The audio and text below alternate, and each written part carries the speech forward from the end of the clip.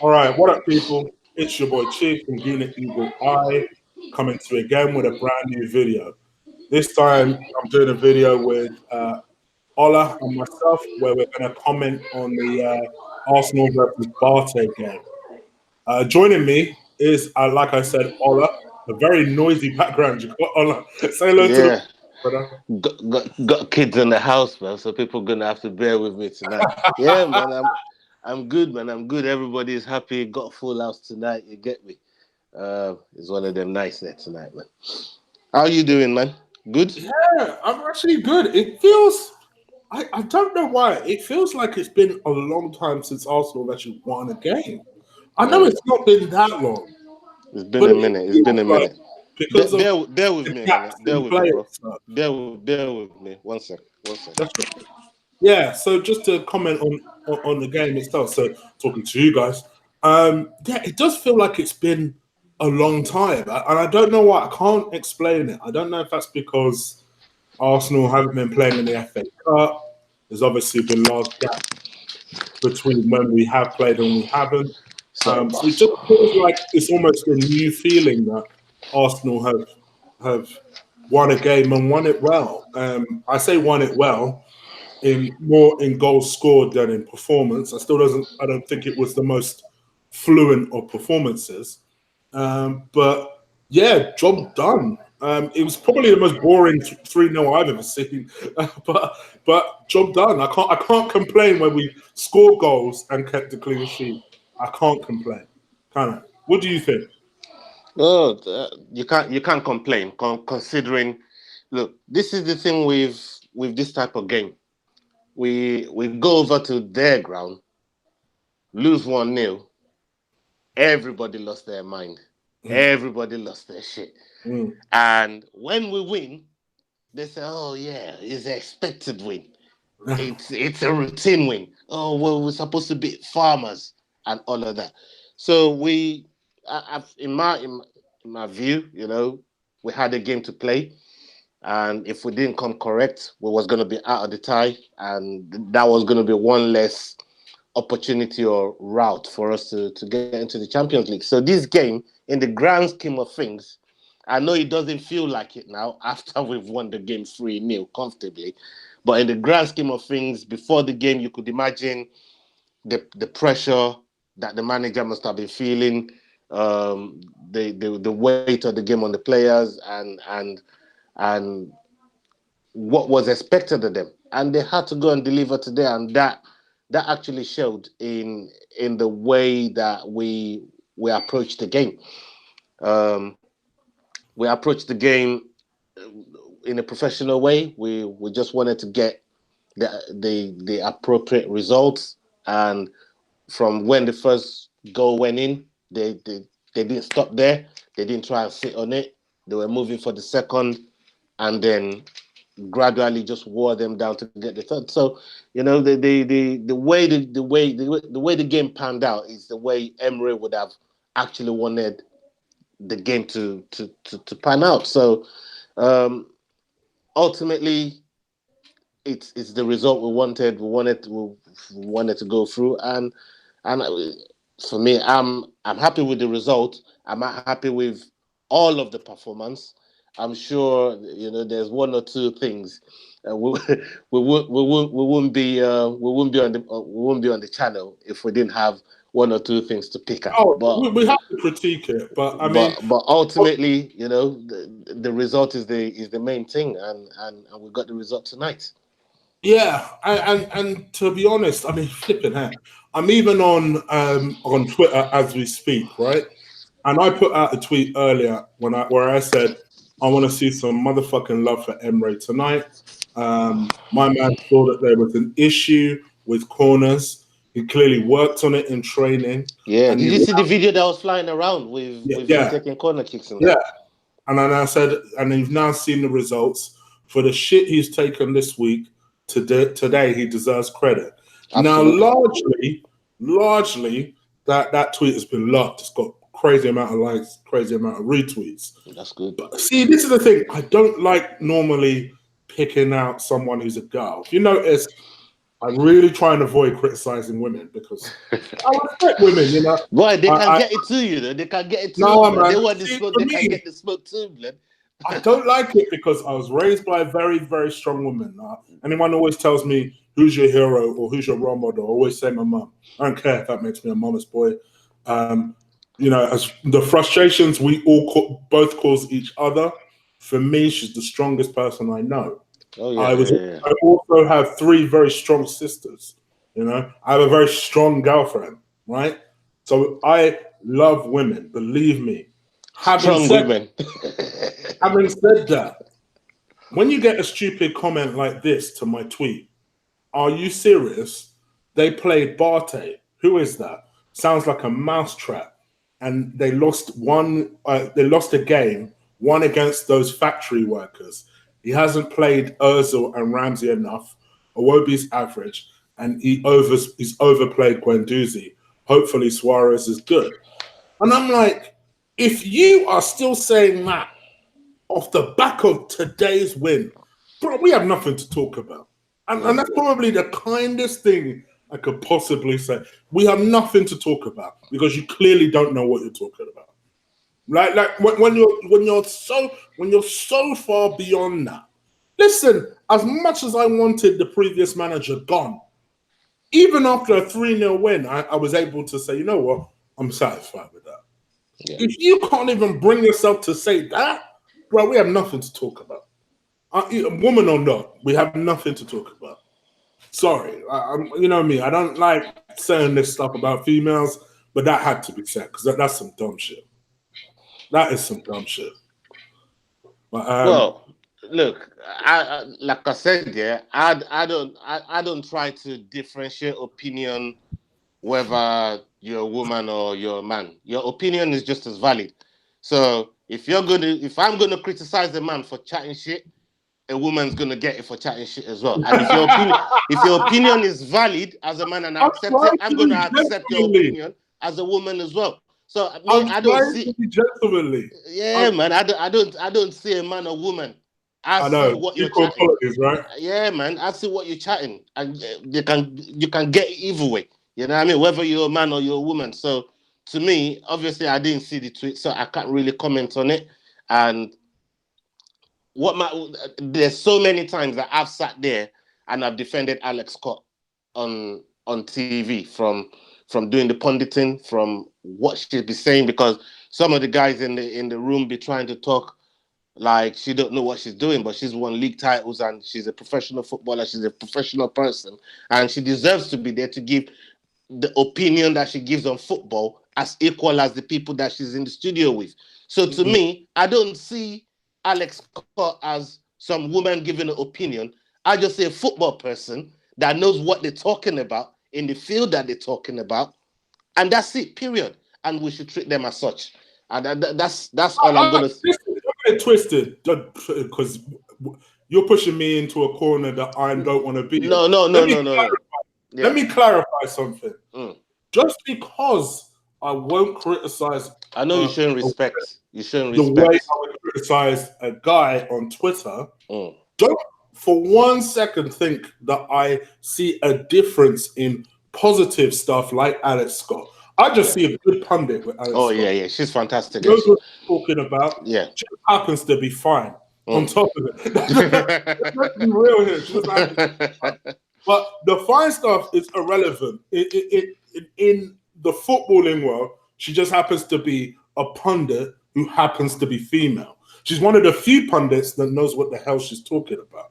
It's just that with Twitter, I don't like to go in because I'm conscious that I don't want to be seen like I'm picking on a woman. So let me leave it. But when I see some dumb shit like that, I think, you know what? Yeah, man. A spade is always going to be a spade. Just call it. That's it. A spade is a spade. Call it as you say. So back to the game. Let's get back to the game. The selection tonight, in my opinion, I thought the only person that was really and eyeing about was Lichtsteiner. But at the same time, you've got to see what was available for the because I always have sympathy with Emery when it comes to selection, because I said it the last time I was on. Of all the managers in the top 6, he's got the worst situations with selection, and that's because of injuries that keep happening to key players and key positions, that especially where he doesn't really have luxury to because we're top heavy with the personnel that we have in the team. But when we look at the defensive situation now, there's a lot of injuries that's happened over the course of the season up until now, and it's almost like when one is coming back, another one's fucking going. And I pray, I'm praying for Koscielny, but that's besides the point. I think when you look at the selection, the only one that I was really skeptical about was Lichtsteiner, and I thought the other players that he chose, I thought they were justified to pick. We didn't really have a lot to choose from going forward. Center from the last game, so we could only play Aubameyang up top. So it was probably a match made in heaven, with the red card from Lacazette getting the red card, and Ozil coming into the team, because obviously is one major addition that's coming to the team from the last game. And overall, I thought that was again a good enough team to go and get the type of result that we got today. And they went ahead and got the job done. So I thought he got the selection right, and I thought he got the system right as well.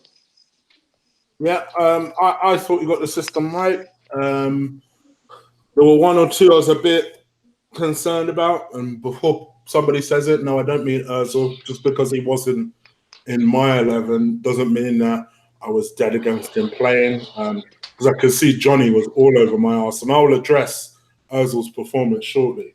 But Lichtsteiner I was a bit worried about. I must admit, when I saw his name, I was like, oh, shit. And then I saw Torreira wasn't in the side. I was like, okay. And then Socrates started on the bench. I was like, oh, fucking hell. All right, let's see how we go. But no, I listen, it weren't a great performance, but we did what we had to do. That's the shape I prefer us to play. I think we're a lot more fluent in that shape. I think there's going to be an interesting question when Lacazette comes back for the weekend, what we go with. My personal opinion, and it's not a popular one, I don't think we have the personnel to play Lacazette and Aubameyang up top. I think that has been one of the root causes of our problems. It doesn't give the team the right balance, does it? No. It just doesn't. Because a lot of our problems started, and don't get me wrong, we've never been defensively great. But at least we had the balance to be able to dig ourselves out of a hole if we needed to. And recently, we haven't even had that. I still personally think that Lacazette is the better all-round player. And if it was me, spoiler alert for my preview, I would start Lacazette ahead of Aubameyang, because I didn't think Aubameyang was great today, in spite of the way the first goal went in. But, I can't criticize too hard because we got the job done. Let's talk about the man that people are sick of hearing me comment about, Mesut. Do we have to? Before I say anything, he was only talking about him yesterday. I know. Let's do it. A new Val is on the top. Even with Lee, I told Lee WhatsApp, bro. Next time you come on, we need to kick this Ozil thing on his head. If he's going to be here until the end of the summer, let's just kick it on his head, because I know it drives people insane, right? So I think me and Lee, I kind of had that kind of agreement where we're like, all right, cool. Let's until he goes, let's just see what happens, right? So I'm going to stop talking about him in a preview.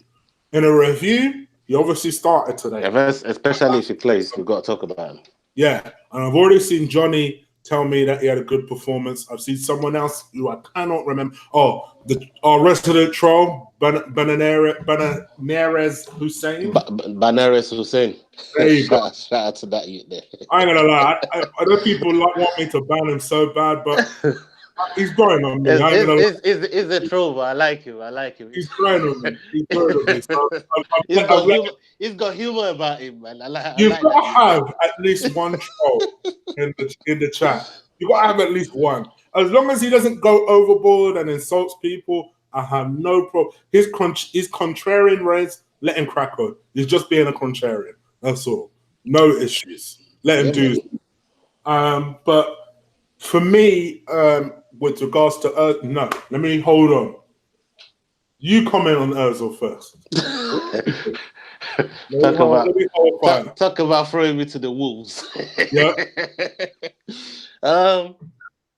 To be fair to him, I'm going to be fair, right? Because I want to look at this objectively. Yeah. This is his first. I want you to go first because I think you'll be fairer than me. This is his first game back, and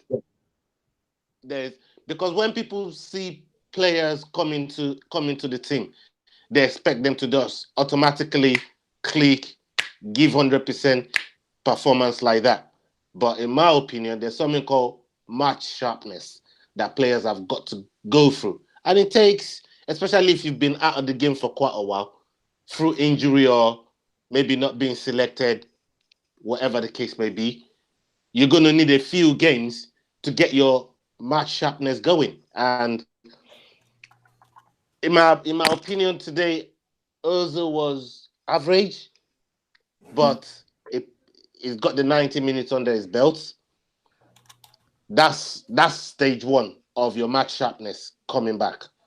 Then the performance is now got to go in with it if you get selected for the next game. And that's where the question is going to come in, is Emery going to select him? But as far as this game is concerned, I think he needed to get his match sharpness going. I think he needed to bleed a lot of bubbles out of the system and get firing. There's some opportunities that I thought he had where he could have at least taken a couple shots. It wasn't really wise to it. It wasn't sharp to it. But maybe if he'd have been playing consistently over a period of time, maybe those were the type of chances that he'll take. But look, he's played against BATE Borisov as well, and I can't. It's hard to judge him on this game. As much as I said earlier on that this game was very, very important in the grand scheme of things, we've got to look at the quality of the opposition we played as well. And the bit that I'm still concerned about is him putting in that 100%, that 110%. And I don't just want to say in one game. I want to say if you're going to be selected, whether you come on at 60 minutes, 85 minutes, or the first minute of the 90, I want to see that 110% from you. I don't want you to come on the pitch feeling like being a substitute and coming on the pitch is beneath you. Because Socrates came off the bench today and made the impact on the game. He came off the bench and scored. So coming on as a substitute should not be. It shouldn't be beneath you. You're part of the squad. You're part of the team. And whenever the manager sees fit to put you on, I want to see 110% from you. So ultimately, you look at someone like Ozil. He ended up with the captain's armband today when Koscielny came off, and I thought he did relatively well in controlling the game, not really opening up the chances as what a lot of people was clamoring for. A lot of people was clamoring for, oh, we ain't got no creativity. We need Ozil to get creativity. He didn't really create a lot today. He controlled the game in terms of keeping the opposition off the ball. And that's expected of Arsenal playing BATE Borisov at home. So, in my opinion, you know, I mean, when you look at his performance today, I say it's average at best, and maybe there's more to come from him after this conversation, serious conversation that Emery said he's had with him in the last press conference. So, you know, I'm looking at the title of the press conference he's doing right now, and he said he wants more of the same intensity, more of the same from Ozil. Let's see if Ozil gives that to him. But this is the almost like a beginning of a new chapter. So let's see how it pans out. Okay. I think you were kinder than I will be. I thought at best it was okay. At best. That's why I said average. It was average at best. I will give Lee credit because he said that if we win tonight, Ozil will get all the credit. And judging by the way the chat room started, Ozil got all the credit. And I thought there were at least 3 players that played better than him comfortably today. Comfortably. It wasn't even close. One of those chances you should have done better. I think everyone knows the one I'm talking about. It was the one in the second half where I don't know what kind of technique that was. I don't know. Was it the one in backheel? Yeah, the one that kind of came in for the right-hand side, and you're like, bro, what you do? What are you doing? I don't know what I was trying to do there. With it, right? And then the other one, I'll give him less stick about the other one because the ball kind of came in high. He tried to wrap his foot around it in the first half, and it went over the bar. I still don't think it was the greatest of techniques from supposed our best technical footballer, but all right, whatever. I didn't think it was I didn't think it was that bad of an effort. Match sharpness. That's where match sharpness comes in, which is what I was trying to talk about. And that's where I take your point. I do take your point. I do think with people like Ozil, you do need to get back into the flow of things. Don't tell me that Ozil was amazing today, though. No. Far from that. There's at least 2 people in the chat room who started this chat by saying Ozil was world class today. Come on. I'm not league people. Come on. Yeah, you're not going to tell me. You're not going to tell me that. Oh well, you spend all your time on Twitter criticizing. You can't level that at me, right? You can't necessarily level that at Lee, but I can understand why you might. You definitely can't level that at me. I'm hardly on bloody. Yeah, I can understand why you might say that to me. You cannot say that on me. I like to think I am reasonably fair. I really do. I like to think that I'm reasonably fair. I don't fixate on any particular player positively or negatively. I like to just see shit how I see shit. And one thing Lee said today, he didn't even say it to me online or anything like that. He said it to me through WhatsApp. It's like, guarantee you, Arsenal will win 3-0 today. Emery won't get the credit. None of the other players will get the credit. Mesut Ozil will get the credit. Because I had one guy in my mentions tell me that, oh, well, yeah, your tweet is right about the corners because Mesut Ozil was delivering some beautiful corners today. And I'm like, did Mesut Ozil make an assist that I was unaware of? Xhaka got both assists for the corners. I thought it was Xhaka. So I had to check my phone. Like, did Mesut Ozil get an assist? No. Granit Xhaka. So I'm like, what's this fool talking about? But it's things like that. I can see why Lee gets pissed off. I can see why other people get pissed off. Zach, shout out to Zach. My man, I ain't going to lie to you. Sometimes I don't think anything will make my man smile.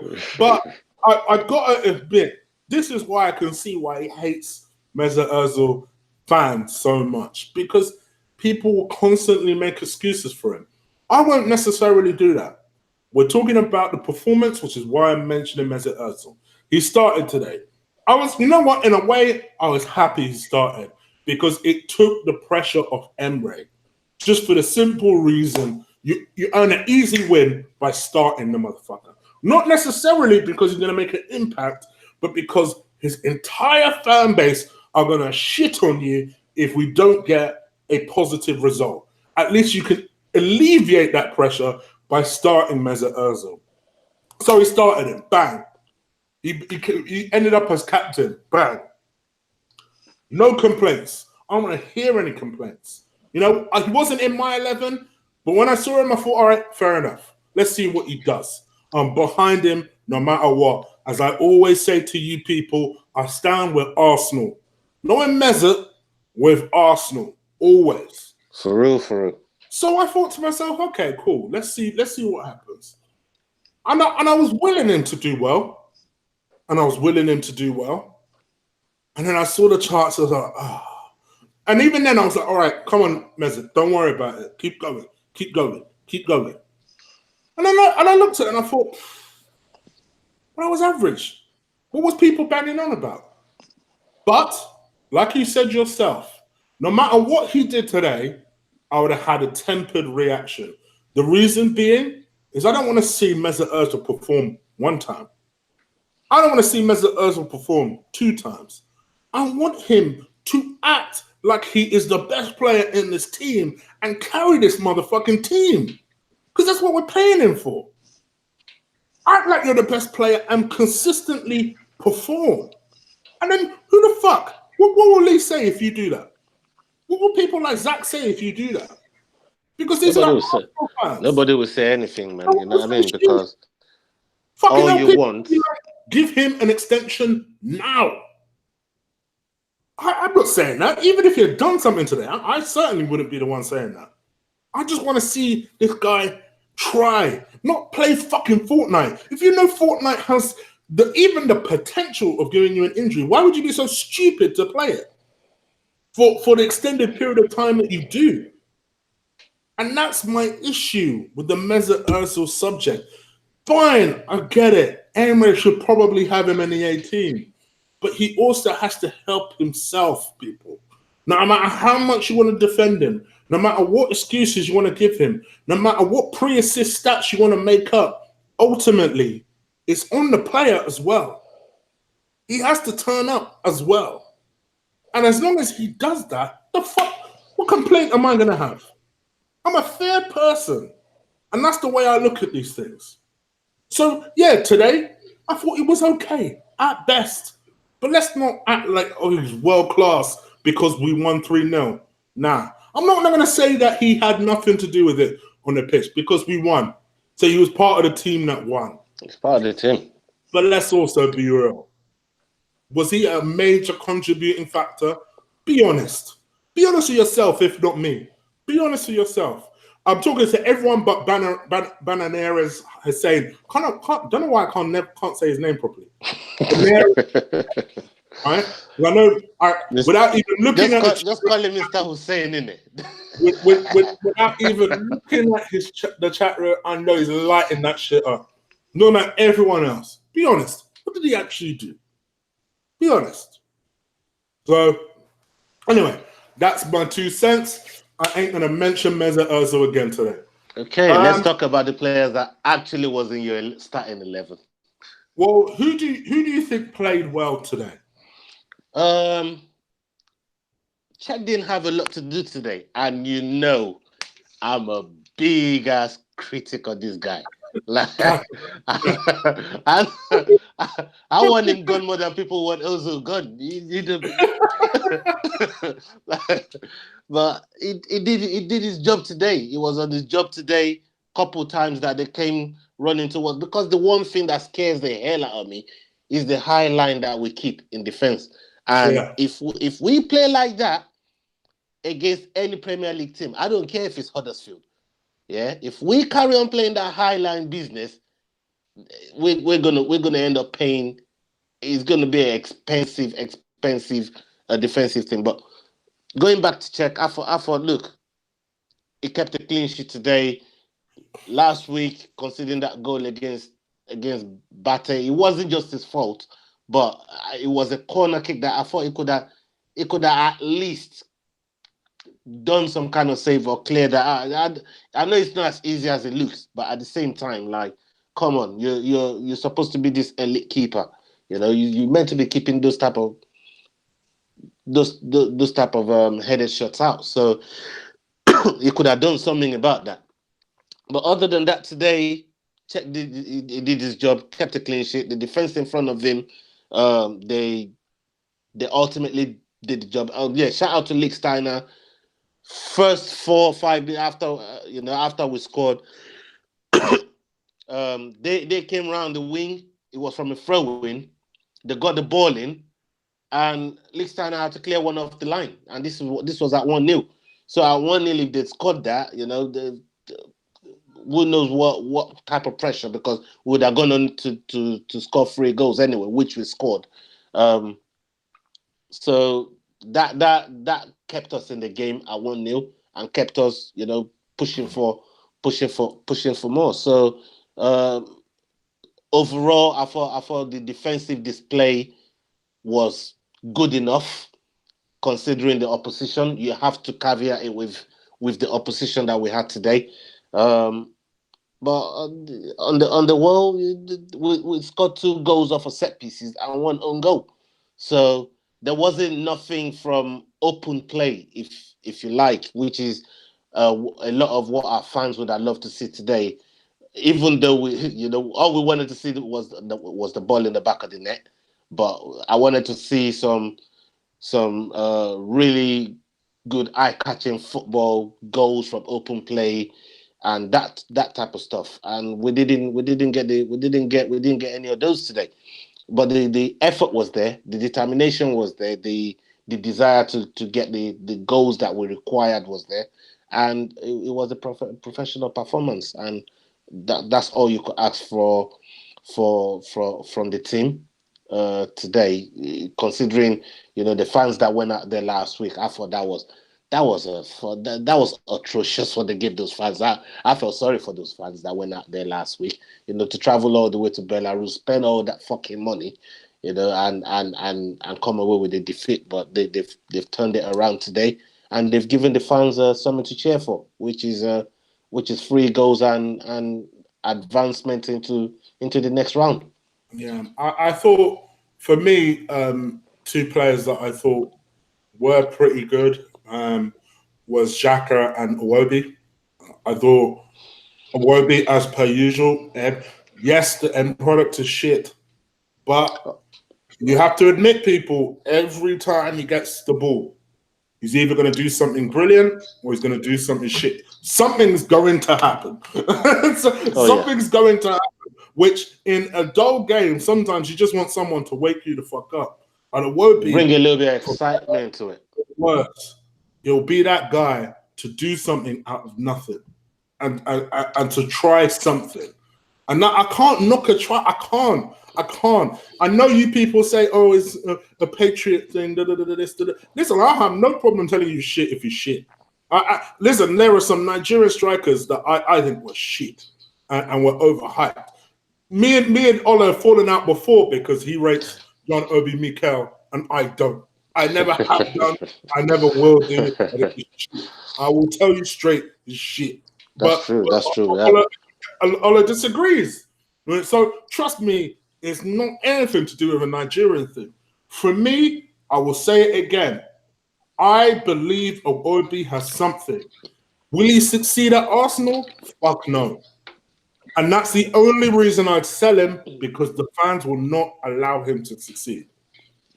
They just won't. They've decided, much like they've decided with Ozil, they decided in a complete opposite way with Alex Iwobi. So the way I see it is, for the kid's own growth, I hope he goes somewhere else and blossoms. And you believe. Some of my older subscribers will know what I mean when I say this. You best believe Smug Chig will be in effect. In full effect. He'll be in effect. And I said, I told you, motherfuckers. But now we don't have him as a player. I told you, motherfuckers. Straight up, he has something. Just be patient. Wait. Not everybody's a Sterling. Not everybody's a Sane. Just hold on a second. But all right, I thought today, I thought he was good. Things were always trying to happen under his feet. I thought Xhaka, who I've also criticised, not just for his corners, I actually thought his overall play was very good. Bate played him way too much respect. So I think because of that, he was able to use his influence a lot better in games. What else? What else? I didn't think Guendouzi was as bad as people were I making thought out. Guendouzi was fantastic today. I thought Yeah, it was really good. Bro, if you see the on Twitter, go on Twitter. You would think Some of the line passing, some of someone's the watching a different game. Like, do you know when you have to check your feed? Like, am I watching the right game?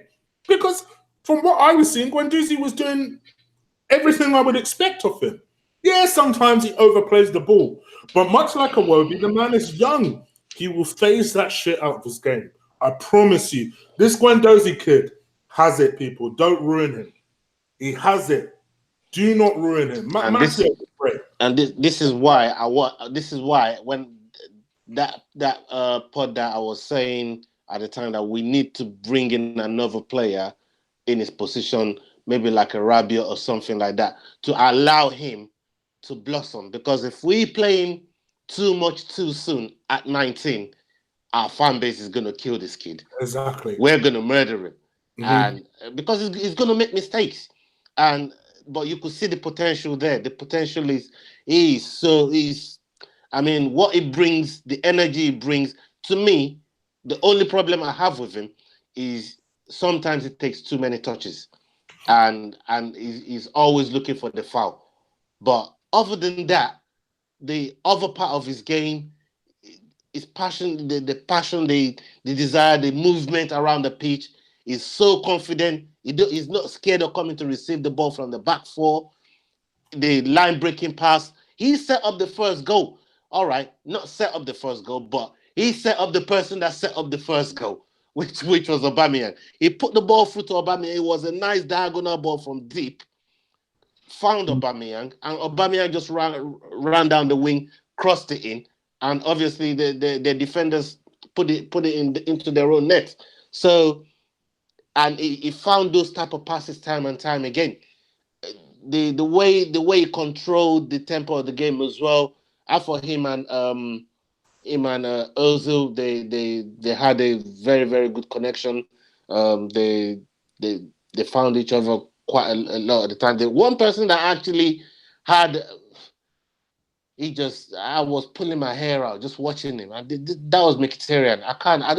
I don't know. I think I have to shift my prayers from the Rastamans to Mkhitaryan. I need to fly him to Armenia. I need to speak to some of the priests over there to start praying for this guy, because you need to get some witch to exercise. Yeah, I can see he's losing his hair as well, man. Can you see his hairline? His hairline is moonwalking like Tory Lanez, man. Wow, his shit. I'm gonna lie. His hairline is moonwalking, man. There's something going on with Mkhitaryan. There's something going wrong with him. Stel was right. I have to concede it. Stel said way before we bought him, the man is shit. Trust me, he's shit. Mickey, he's got to go, man. I mean, 200 grand. Everybody, you know what? And now I see what people are saying, that everybody is trying to kill off Ozil on this 350 grand business. Like, this guy's on 200K. Like, oh no, he has what's going on? I know you said it because I've seen your chopping block this summer. He's been on it this summer as well. It's been on there. I think he was one of the first people that got on the chopping block. Yep. So I see your chopping block. So this summer too. So it's one player that I think he's got to go, because we're talking about end products. This guy has no end product. His shooting is ridiculous.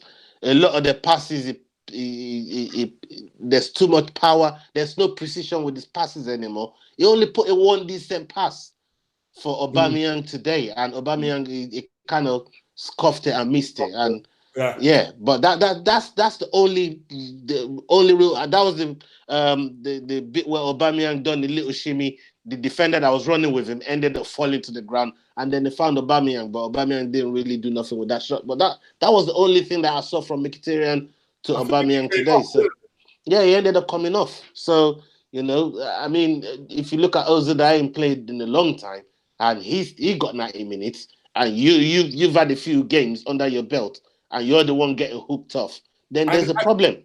And to be fair to Ozil, this is why I will give him credit. I thought he was better than Mkhitaryan, He was. I'll be real. He And was. Mkhitaryan in my 11, he was dog shit today. I don't know what is up with this guy, but the way I see it is, for me, in a lot of ways, even before Meza, get rid. That's an easy 200k off the books. Get rid. What are we paying 200k for, bro? He's got to go, man. The guy's dead. And go on. I know you want to say something about Mustafi, so let's get it out of the way. So, at the last show, for some of you that probably wasn't there, some of you was there. I see a lot of you in the chat. We was talking about Mustafi and Mavropanos. And me and Lee, who was on the show, and we were saying, by the way, shout out to my boy Lee if you're watching here. We were saying, Mustafi, you've got to put Mustafi in ahead of Mavropanos. And she goes all over Mavropanos. It was voting for him. And in all fairness, when Mustafi put the ball in the back of the net, I shouted my boy. I said, "You see, we were stuck." I'm so smug. Get this shit out of the way. I feel so smug right now. So Mustafi ended up putting the ball in the back of the net. The first thing I thought was Ching. Like, Ching, how are you feeling about that? You know what I mean? Try to dismiss Mustafi. Like, I know Mustafi's got problems, but goddamn, he's got more experience. All right, let's pause this for a second. Let's pause and that showed in his performance tonight. Albeit it's BATE Borisov. But let's pause this for a second. Would you sell Mustafi end of the summer? By the end of the summer, I should say. Yeah, but there's a caveat. Gosh, go on. If we're bringing in a better defender than him. Of course. Yeah, well, yeah, of course. I mean, I'd let go of Mustafi tomorrow if I knew Koulibaly was coming in. So this is the thing. This guy, listen, straight up. Bro, I'm allowed to dream, man. I'm allowed to dream. Straight up. Hold on. I'd sell him for a half decent potential now. Who's a half decent potential? I'd sell him for Lascelles from Newcastle. You get rid of Mustafi for Lascelles. 100%. Interesting. You know the funny thing is, I wouldn't even think about it.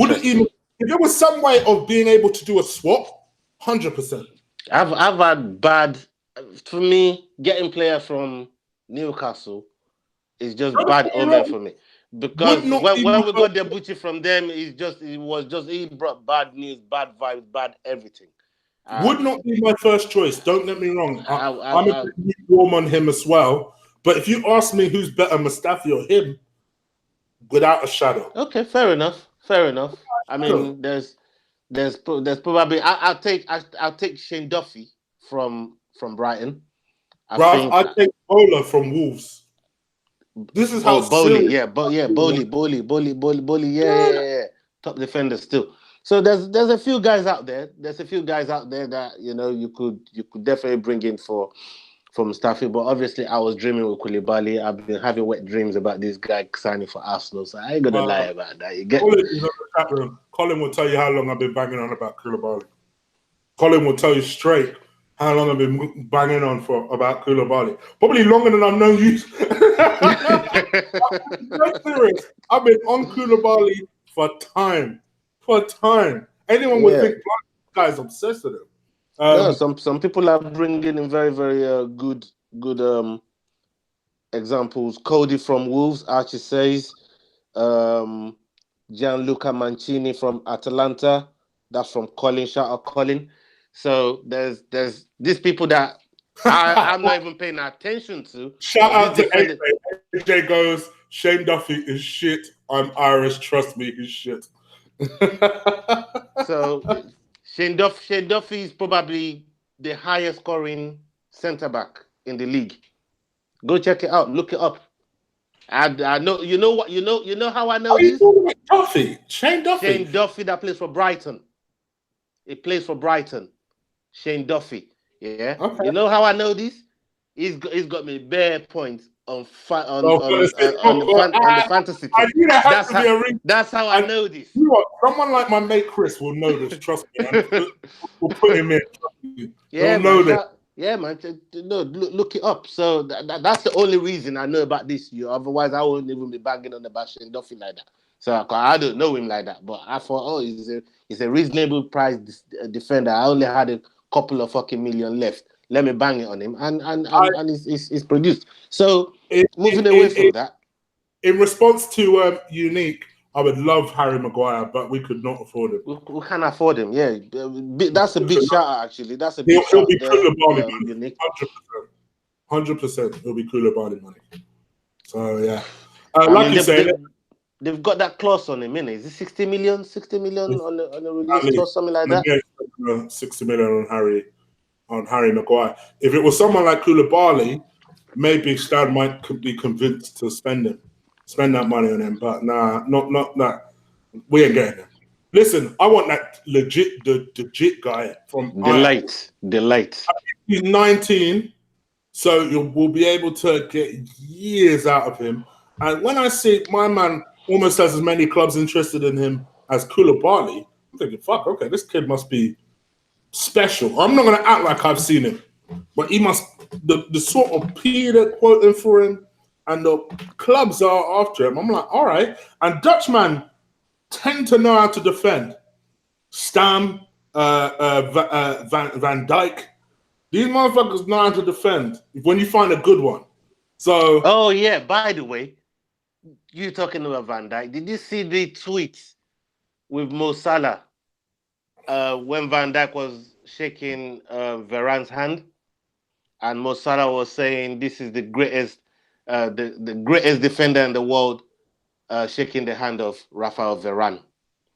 And somebody quote tweeted him and said, "Oh, Rafael Varane has only won 3 Champions League. He's won the World Cup. He's won this. He's won 3 Super Cups. And you want to say Van Dijk, the greatest defender in the world, meeting Rafael Varane? Shouldn't it be the other way around?" So it just goes to show you that people that's hot right now, that they lit in the moment, which Van Dijk really is. And obviously Real Madrid they've suffered a little bit in their league this season. Your stock goes down, it goes up and down, you know what I mean? So you don't know come end of the season in the summer if this delay his stock is going to be high. You're not sure if Koulibaly, if his stock is going to be high. I mean, I didn't expect him to go to where is he now? Is it Napoli? Where is I'm sure Koulibaly is in Napoli. Yeah, is it Napoli? Yeah. So, oh yeah, Archie said he saw that tweet. I mean, I was laughing my head off when I saw that tweet. I thought this is disgraceful for Mo Salah, like disrespectful bastard. You know what I mean? Like, don't make Ramos come for you again, man. to me, I don't even think that's anything. I just think that's teammates hyping each other. And that's all that. Yeah, well, we'll see when he bucks Ramos again. But yeah, Robbie, if you're watching, sorry man, I don't wish no ill on your fucking striker, yeah. Robbie Richmond. Let's start to wrap things up and move on towards Southampton. Now, obviously, we produced a reasonable performance. I won't say it was necessarily good, but it was expected. An expected level of performance. I'm professional. I don't think it was professional necessarily, but we did what we needed to do. I would have liked a little bit more fluency to earn professional status. I think we did enough to get the job done. Now we move on. Last 16, move on to Southampton. First of all, I'm praying that we don't get Napoli or Seville in the last 16. But let's talk about Sunday's game. First of all, A, do you think we'll play the same shape? B, do you think the beloved Mesut Ozil will start? C, do you think that if we do play the same shape, Lacazette's on the bench? because he seems to rate Aubameyang more than Lacazette. Yeah, I feel Lacazette starts. Aubameyang goes to the bench. I Oh, think. I think. he wasn't great today, I Aubameyang. think Yeah. Ozil starts as well. But that would depend on what happens in training between now and say match day or the day before match day, when the manager kind of figures out who's going to get selected. I don't think there's going to be a lot that's going to be rotated. I think Koscielny, I don't think he's going to start. He came off with a knock on his ankle, Achilles. He had ice all over it when he came off the pitch. So that's probably going to be assessed to see whether it makes the game. But no, Socrates is back, so we don't need Mafropanos, do we? Yeah, but you're rushing him back from injury, though. This is the thing. No, good. Rushing him back from injury, the guy looks like a Greek god today. But he does Papastadopoulos. pick up injury. But I will say He he looks he does looks pick up he looks injuries. like a Greek god today. I think to me he looks ready. He looks like he's been ready a couple games ago, really. But Emery didn't really want to rush him back, so I think he's going to be fine going into the Southampton game. The one that we don't really want to be, I think we've actually overplayed Koscielny, if you ask me, because I was expecting him to probably play a game a week. I didn't expect him to be playing as many games as he's playing, considering the type of injury that took him off the pitch for a lengthy period of time. So to me, I think we're actually overplaying Koscielny, and I think he needs a break.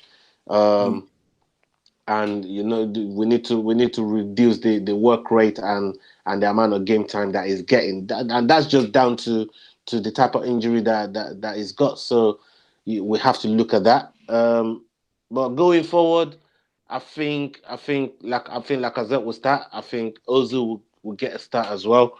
I think we will keep the same shape. We'll go with the 4-2-3-1. And I don't know. It's going to be a harder game than what everybody is thinking it's going to be. We lost to them the last time, didn't we? Oh, fucking hell. Fucking Charlie, fucking Austin and Shane fucking Long. Like, fucking these two came off the fucking bench and just ruined us. Like, we was a fucking Christmas Santa Claus fully fucking not fucking pole fucking mode that day. And yeah, it's what we do, man. But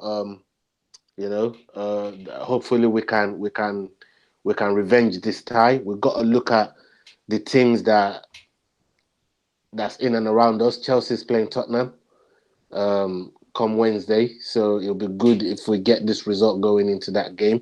And this weekend, Liverpool's playing United. So Arsenal is not best known for capitalizing on the team around them, the result of the team around them, especially if the teams in front of us are dropping points.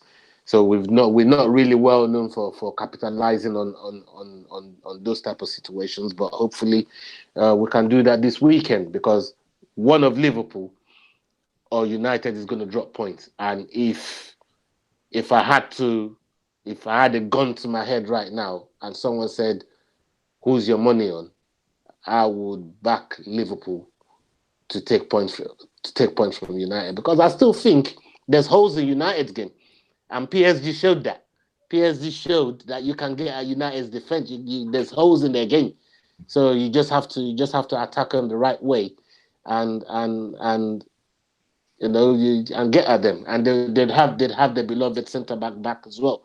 Van Dijk will be there, so they didn't have Van Dijk against Bayern, and they survived. They didn't concede no goals. So that's a plus in their eyes, you know what I mean? So I think having Van Dijk back to go play United, it'd be a plus for them. And that's what we need to be looking at, because we're 1 point behind Manchester United. So, I think we should go into that game looking to take all 3 points. And whether we're able to pull it off or not, it's a different story. Yeah, I I mean, just to kind of wrap things up now, for me, I think that won't really give away what my team would be because that's what my preview's for. But I think Emery has seen the light, hopefully, maybe not, in the light with the shape, with the fact that we should play four at the back. I'm not overly fussed if Mesut Ozil plays. I think he should be in the team, not necessarily starting, but I would say he absolutely should be in the 18. And then let's just see what happens. I wouldn't mind seeing a Ramsey cameo, but I do think he has been making positive impacts from the bench. So I would like to see him. I would love to see Suarez start and see what this kid is actually about. Because apparently all the rumors are that he loves life in London and Emery's been impressing him in training and they're probably going to make that deal permanent. I've not seen enough necessarily to justify all that shit. So I'd quite like to see what this kid is about. And yeah, let's see. I think Suarez is the Ramsey replacement. I think that's what he is. So, all right, if that's the Ramsey replacement, fine, whatever. Let's start seeing more of him. I want to see more of him. And so I think Southampton, even though they're a bit of a bogey team for us, and even at home we always struggle to beat them, I would hope to see a part played by both Ramsey and Suarez. But other than that, let's just see what happens. Listen, I'm happy. Last 16, job done, on to the next, and the next is Southampton. Before you go, who would you like to draw in the next round? Who's made it today? Did Chelsea make it today? Did they win? Chelsea's made it. Valencia's made it. In chat room. Put I'd through quite like a test. some of the guys that I would have liked a Napoli test. Salzburg, Red Bull Salzburg, they've made it. So we're obviously through. I'm just trying to think who else has made it. Inter Milan, they in there, they've made it. So there's a couple of other good teams in there. Sevilla made it. Unique 79 says Sevilla made it. Napoli made it. RB Salzburg, Inter. Yeah, shout out to Colinadi. So you guys have helped with that. Thanks for that. So yeah, we got some big players in there. You know, for me, I would want someone like Sporting again if we could get them. Sporting Lisbon, I think they made it as well. If we could get them, I'd have them. Well, yeah, Sporting would be the ideal situation. Yeah, I don't want any big team because there's always this thing with our fans. They want the biggest teams, like right now. Why not save that to let the big teams knock each other out, and we have a nice, easy way to the final. You know, when United got to the final playing Ajax and they played some shit team all the way down to the final, and then they got Ajax, they weren't complaining. They're still rubbing in our faces today on how they've won Europa League and we ain't. So nobody cares how easy your team is. For me, I would like a test. I would like a test, just because I know what. I don't want a test right now. You know why I don't want a test?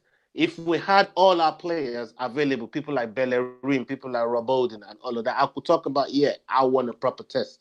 Bruh, but we don't have that. We don't have that luxury. Look at what happened against BATE Borisov, bruh. And you know why that happened? Because we didn't take the team seriously. Look at what happened last year when we lost to Osterson at home.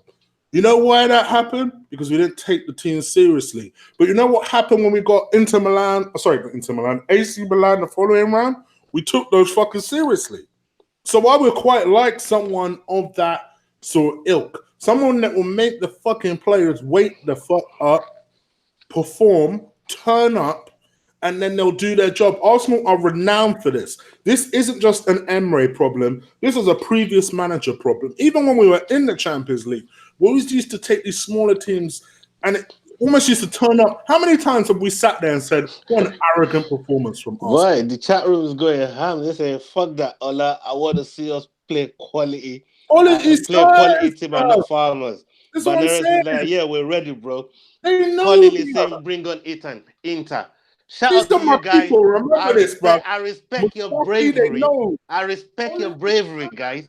But I just want to get through to the next fucking round by any fucking means necessary. I don't care if the opposition is fucking weak. They're in this competition for a fucking reason. I don't care whether they're Farmers or not. If you're in the competition for a fucking reason, I don't care if we draw you. If you're seen as a bad team or not so much quality team or not, I don't care about that. You're in the competition. If we draw you, I'm happy with that. Let me tell you something straight up. Really and truthfully, on paper, we should win this damn competition. Straight up. I don't care about Napoli. We should win this thing. Yeah. But obviously, everybody knows what Arsenal are like. Just as capable as we are beating anybody, we're also capable of losing to anybody. The only way we'll have... Don't get it twisted. I don't want Napoli next round. I don't even want Chelsea next round. I don't care how bad. In a one-off game, we could beat these teams in 90 minutes. I don't know what we're going to do over 2 legs. I don't want Chelsea. That worries the hell out of me. But you know what? Like Colin said, bring on Inter. I'm on it.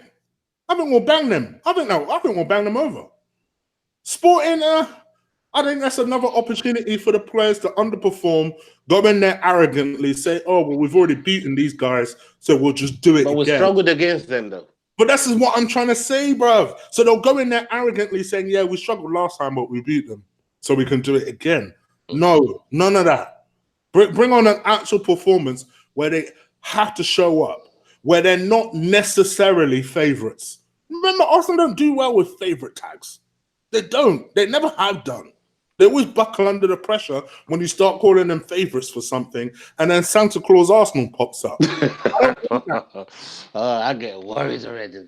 To me, and Chris Knight said it best. He's got a banging first name, so he knows what he's talking about, right? Chris Knight said it best in the chat room. We can beat any of these fuckers.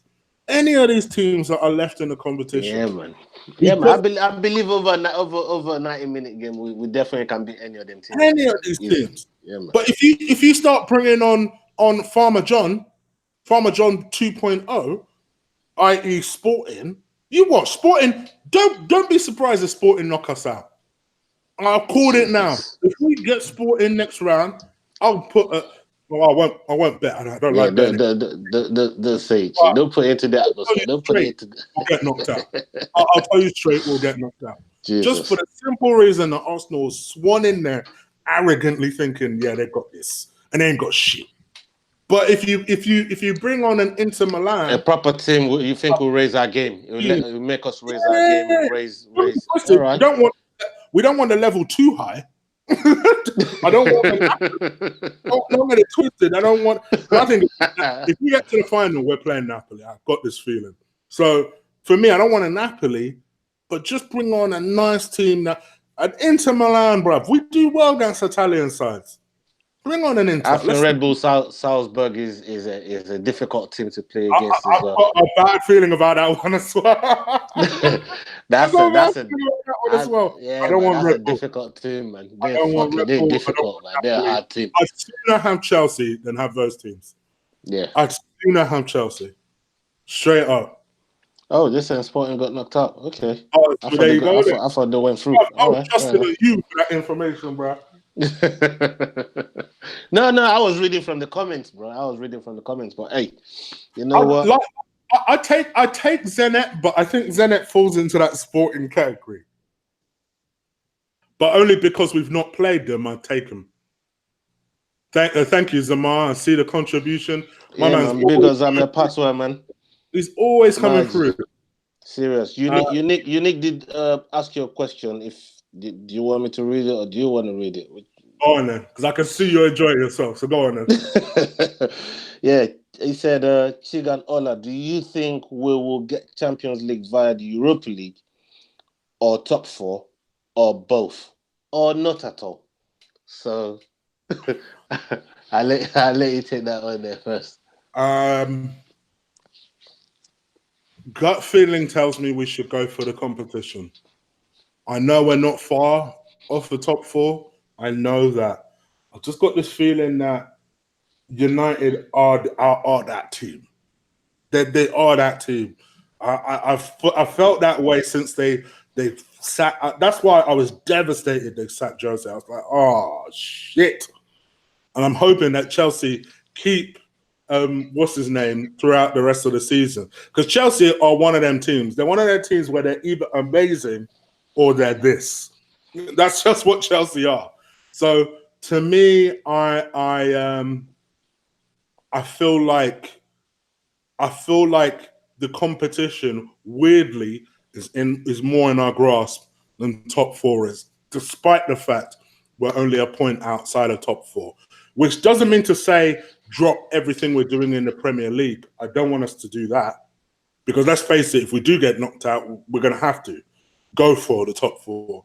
I just think winning that competition, as crazy as this sounds, is more of an obtainable goal than being the sixth best side to try and achieve top four. We have the sixth best squad. Let's be real. We do. For real. So to try and achieve top four with that, I just think it's difficult. Whereas I think in a competition where I legitimately think if we're not the favourites, we're second, I think everybody can accept that. So I think let's go and win this and you know what? Let's go and win a damn European competition. Yeah, Shit. man, we definitely need that on our CV, man. We need that on our CV still. So I'd go along with that. I want to win the Europa League. And like Colin says, and obviously Colin is the resident Italian expert in the chat, obviously a big friend of the show. Inter are in free fall lately. They've got one world-class player left, and that's Icardi, and it won't be long before he bounces. So I say let's have them. Their reputation alone means that the boys will take it seriously, yet they won't be so much of a threat that we can't beat them. So let's go ahead and beat these fuckers. Let's go ahead and beat these fuckers. 100%. So anyway, that's it from us, guys. Thank you so much for joining us. I know there's been a Chelsea match on, and Bergkamp Wonderland was on, and Tom was on, and the big clash on. Will was on. I know Will was on. So yeah. But thank you for everyone that has stuck with us. Appreciate the love. Appreciate the love for the last two podcasts. I know between the one that me, you, and Lee did, where we lit up or where I lit up the place because I was talking about that man. And obviously we had a really good. I think we had a really good podcast that day. Yeah, man, that was wicked, man. I enjoyed it. Yeah, man. And then obviously the podcast I had yesterday with the judges and Claude. Big shout out to them. Good friends of the show, and that's received a lot of love too. So what I do, people, try and get on as many guests as possible, and we're going to keep that train going ahead. Let me help you with this one, Chig. It's here when you fell Lua Akikugbe. Lua, if Lua.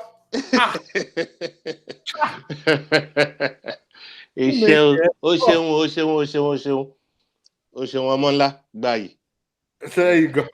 See, I let Ola do the pronunciations. Listen, I was born there, all right?